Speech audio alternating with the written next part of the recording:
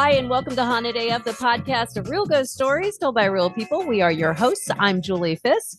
And I'm Rebecca Black, and welcome to season 9! Oh my, I cannot believe it. It feels like forever. Well, it kind of has been. How many months? 3 months? October, November, December, January, now February. Yeah, almost 4 months. And it's going to get a little weird today, as everybody can tell, because Rebecca's at home. I'm at home. We can't tape together because we're iced in. We're iced in completely. We've got this really weird ice storm going on, of course, when we're trying to tape our very first episode of the season. Right. So y'all are going to have to bear with us, which I feel like I have said that for every single episode. So what? I know, but like since COVID. Okay, so when the last time we actually did a full episode was back Halloween. Halloween was our very last episode of season 8. Now we're on to season 9. We've had some great mini-sodes that have happened over the while we've been off. We did our top 10 of 2022, which was freaking awesome. And then probably the icing on the cake was when we did a special episode with Jim Harold from the Campfire podcast. So if you have not heard that episode yet, you definitely need to go check it out like today. And like Rebecca just said, we've released a ton of minisodes on our Patreon page. You can find that at patreon.com/hauntedaf.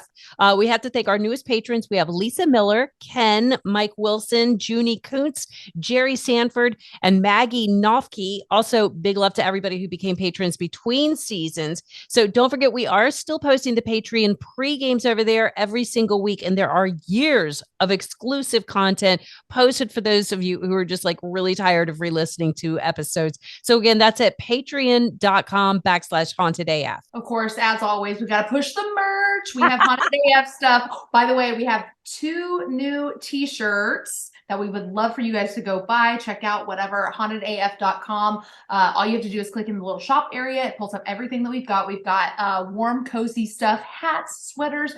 Maybe if you're drinking a little mulled wine tonight, you can get one of those, what are they called? The tumblers. Thank you. The tumblers. Those are good for hot stuff and cold stuff.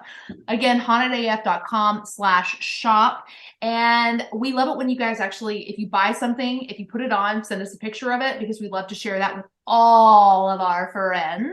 Yes. And we have to send props also to Rebecca, because you designed some of the cutest shirts ever. There's a Bigfoot one and the Squad Goals shirts, which we just got posted today. And those are like the cutest shirts we've ever had. Thank you. I would like, it's so fun to make shirts. But we also have to play this. So our friend Kat in Australia sent us a little commercial. It was unintentional, but we're going to use it as a commercial with some socks that she bought. I bought socks off you guys. I bought 2 pairs of socks because I play OzTag. It's like rugby league kind of.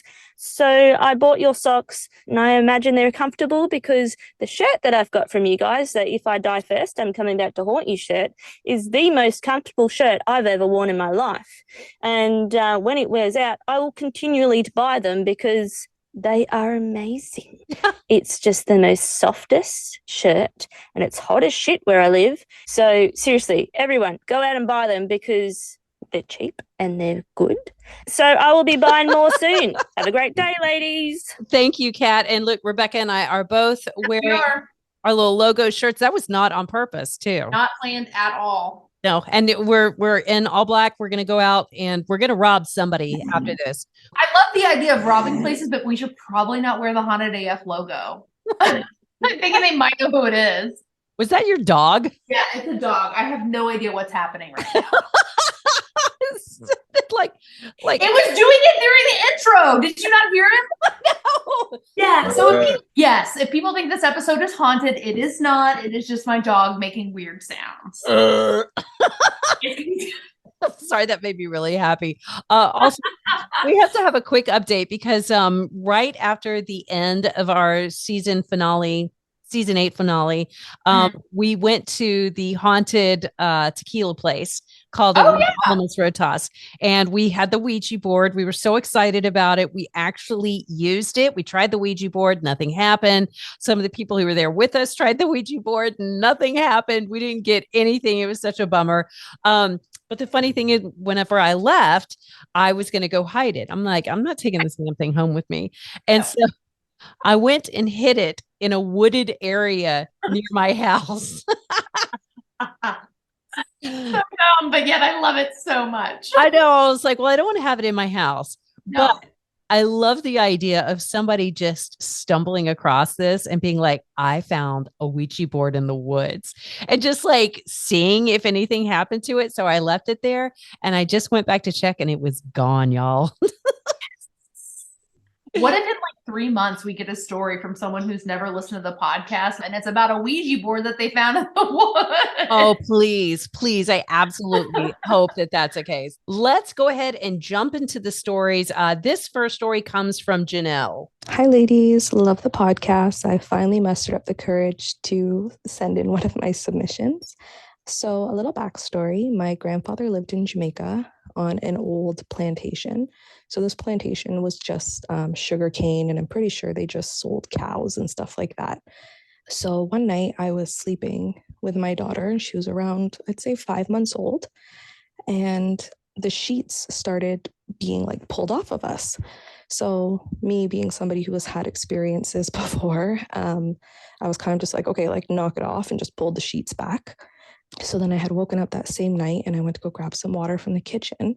And in the bedroom that I was staying in, there's 3 mirrors that face each other. So I'm not too sure if you guys really know about portals and stuff like that, but mirrors facing each other is kind of a big no-no. So when I came back in the room, I saw a reflection of a man in the mirror. So it was just his head. He had fair brown skin. He had long black hair and he had a hat on. So I was like, yep, like we're not doing this tonight. So I just took blankets and towels and threw them over the mirrors and went back to sleep. So the next morning, I went and spoke to my mom and I was like, hey, like this weird experience happened last night. Like, this is what I saw. And she was like, yeah, the energy's been kind of like weird sometimes. Like, maybe there's spirit here still. So we went and had breakfast on the veranda. And one of the neighbors came by. We were all just sitting there chatting. And she's like, yep, like I've been here my whole life. And actually, I was around when this plantation was still up and running. She was saying how the owner's son, who used to ride around on a horse, and she's like, I remember him because he was just beautiful. And she was like, he had brown skin, long black hair, and he always had on this hat. And she was saying how he was so nice to her and he was just like great with the community. And I was like, oh, okay. So I guess that's who was in my mirror yesterday. So then after she left, because we carry sage everywhere with us, so we saged the whole house and told him, if you need to go, you can go. We'll take care of the property. So that's my story. I hope you liked it. Take care. Dang, Janelle. I know. I have serious problems with her story. Why? Why would you shoo away the hot man in the mirror? That's true. Good point. Have you ever heard that though about mirrors facing each other being a portal? No, I have never. That's a first for me. Not just mirrors facing each other, but you're not supposed to have a mirror at the foot of your bed. There's something about that that's a little dangerous too. And I don't remember exactly why. Yeah. But if you guys know, send us an email, hauntedafpodcast@gmail.com. Let us know what the situation is there. So this next story comes from Stephanie Benz, who actually sent in a bunch of stories, but this was my favorite. We moved into my childhood home when I was about 5 years old. I come from a big family, and at one time, my mom, dad, 3 aunts, 2 uncles, 3 cousins, grandpa, and sister all lived in this place together. Oh my God. Yeah. There are also multiple ghosts in this house, which is now owned by my aunt and uncle since grandpa passed away. The first ghost I remember seeing was a guy hanging from the ceiling in my bedroom, which I shared with my aunt and sister. He was white with brownish blonde hair, wearing a plaid shirt, jeans, and work boots. Now, this wasn't the only time I saw him. When I was a teenager, we turned the attic into our room and all moved up into that. I would see him hanging in there as well, just staring at me. Now, I know this sounds freaky, like I should have run or burned down the house, but he wasn't the only ghost there. There was a ghost that looked exactly like my cousin, but a younger version. She just liked to mess with you and move stuff around. There was also a black shadow that would travel throughout the entire house. It would often be in the basement, and you would see it walk back and forth while you were in the shower. My aunt and I were just talking about it again tonight, and she said she had also seen the man hanging from the ceiling. She even described his clothes to a T, even though I had never mentioned them before. And again, that is from Stephanie. No. Our next story comes from Tom. And again, apologies because I'm reading on my cell phone. Tom says, The other day, I was watching Destination Fear on Travel Channel, and they did an episode on Norwich State Hospital. It's in my hometown and perhaps a literal hell on earth while it was active. So one year, my brother and I, Jeff, we were working for our mom's party and wedding company doing the tent setups. We were told to go pick up some tables and chairs at the Norwich State Hospital, which was closed, but it was used for storage. We got there, but the doors were all locked up, so we said, fuck it. This place looks spooky. Let's come back tomorrow. Just then, the doors opened. Oh, there was a man in traditional white orderly outfit. I told him that we were there to pick up the tables and the chairs, and he just turned around and walked back in. We could see the tables, we could see the chairs inside, so we went ahead and loaded them up, even though we didn't see this guy again, like ever. We were about to leave when the campus security and the state police car rolled up to us. This is a really creepy part. Security asked how we got into the building, and we said that an orderly had opened it from the inside. They informed us that no one was there and that the building had been unused for like 10 years. So how the fuck did we get into that building? It's been 25 years and it still creeps me out to think about it. Thanks for the killer stories, Tom. Tom also sent us links to the Norwich State Hospital, which we're going to post those in the companion blog. Oh, and by the way, we are hearing your dogs again. And I just got another email this week from somebody who was like, oh, I was listening to episode blah, blah, blah, blah, and I heard a weird noise. So people are going to hear that and be like, dude, there was a weird growling sound. So just everybody know that is Rebecca's dogs. Yes, in this episode. I should probably just take a picture of this so that, you know, I mean, they're literally on top of each other right now. Would you please? I would love to see this. They're so cute. Oh, they're so annoying. So this next story comes from Tasha, who also sent a Dead Pet of the Week song that we're going to have to wait until next week because it's so great. But Tasha says, when I was younger, I always used to wake up with random scratches. These would be in places all over my body and never just a single scratch. It would always be 2 to 4 lines together. Yes, like a claw.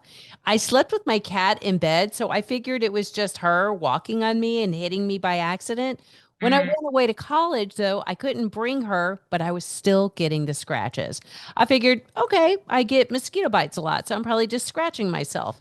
Until one day, my roommate at the time complained that since she had moved into that apartment, she had started waking up with the same kinds of scratches. No way. Yeah, I had not told anybody about them until she mentioned it. After that, I just shouted out into the apartment, "You're not welcome here, so get out." And I haven't had the scratches since. I always used to hear, "Ah! What the Just come in. My daughter is standing in the doorway and scared the shit out of me." What? Okay, all right. You're good. Please leave that in. First of all, your face was unbelievably priceless. I was like, are you giving scratches right now? Literally, she's just this dark figure standing just far enough away where I can't make out. I mean, I know it's her, but okay, anyhow. Where the hell was I? Okay. After that, I just shouted out to the apartment, "You are not welcome here, get out." And I haven't gotten the scratches since. I always used to hear banging on the wall between myself and the same roommate and didn't say anything, but was always like, why the fuck is she doing that? And then one day she asked why the heck I kept knocking on the wall. I know it could have been the pipes or whatever, but that also stopped after I yelled at the apartment. And again, that's from Tasha. Tasha has more stories as well that I can't wait to share. Okay, so we got some stuff. We got a bunch of stuff actually from Matt. And he had a Dead Pet of the Week theme song. And even though we don't have a Dead Pet of the Week story, I just felt like this needed to be shared. And you'll want to sing along with this one and play guitar. So I wake in the morning and I see my cat. And I realized he died a few months back. And I turn to my dead ghost dog and say, what the fuck? And I say, hey, hey, hey, hey, hey. I say, hey, Dead Pet of the Week. Oh my That was beautiful. Thank you, Matt. Absolutely love that. And Matt actually does have a story for us too. Hi guys, love the podcast. My first story here is not quite a paranormal story, not quite a dead pet of the week story, but I feel like it fits in. It's kind of funny. I live up here in Oregon, and I used to love to go outside and feed crows. I love crows. They're really smart, amazing birds, but that's not the point. Anyway, I was outside feeding the crows one day, and just throwing peanuts on the ground. They'd come down, get them, check me out, fly away. When suddenly I hear, "Hello." I'm looking around. I lived kind of not out in the country, but far enough away that I wouldn't, I didn't have neighbors right next to me. So I'm looking around and I'm like, am I hearing things? What is that? Then again, "Hello." I look up on the wire. There's a crow sitting there. And as I'm looking at him, once again, he says, "Hello." This kind of freaked me out a bit. I'm not gonna lie.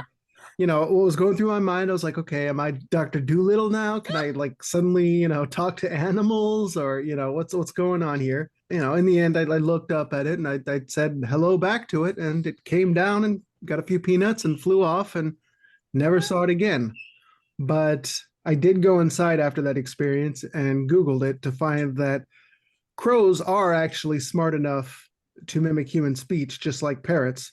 So my thought is that this crow was at one point domesticated or spent time around people and, picked up a few words. For not knowing that and then having a crow speak to you, that was a pretty interesting experience. Yeah, and I went on YouTube and looked around, and there are videos of these crows talking. Hello. Well, yeah, there's also I want to say it's like a minor bird that kind of like maybe is a type of crow, but they're black and white, and they'll say all kinds of stuff. You can teach them profanity, which how much fun would that be? No kidding. I literally thought maybe somebody was just playing like a prank on this dude, and they were like, "Our trained parrot, we dyed its feathers all black, and like now we're messing with people." But he sent so he sent a bunch of stories, and we will share more of them. But the very first story that I listened to was like, well, this happened right before the crow started talking to me. And I was like, what the fuck are you talking? What? And so I had to like stop and go back. And at first I was like, great, he's just crazy. I had to go back and find the story, but we will be sharing more of his stories. And in fact, we will share some of the YouTube videos of the talking crows on the companion blog. So if you're listening, you want to go find that, go to hauntedafp.com, look for episode 1 of season 9, and we'll put all our pictures and links in there as well. Okay, guys, also don't forget, please follow us on all the social medias, YouTube, TikTok. I almost said LinkedIn. We're definitely not on LinkedIn.